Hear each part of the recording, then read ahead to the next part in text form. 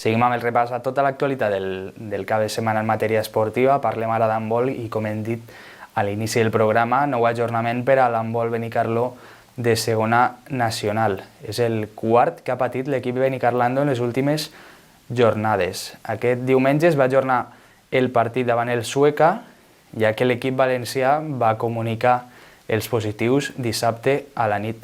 Des del passat 28 de novembre, l'handbol Benicarló només ha pogut jugar un partit, cosa que complica la situació per al que queda de temporada, ja que els benicarlandos hauran de jugar o bé partits entre setmana o bé hauran de jugar 2 partits cada cap de setmana. Veurem el que passa finalment en aquesta segona nacional masculina.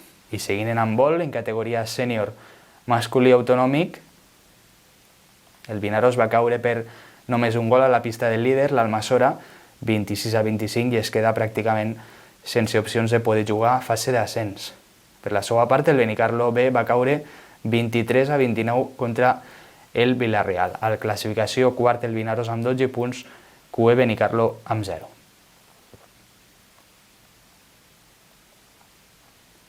En categoria sènior femení territorial, primera autonòmica, primera jornada d'aquesta segona fase, rànquing 9 CGA, on el Serra d'Irta d'Alcalà es va estrenar amb derrota per 22-21 a la pista del quart. També en handbol una notícia positiva, la victòria de l'infantil masculí del Benicarló per 19-23 a Onda, que atorga a l'equip benicarlando el títol de campió provincial de la categoria aquesta temporada. Des d'ací, la nostra enhorabona, i a continuació unes imatges cedides pel club.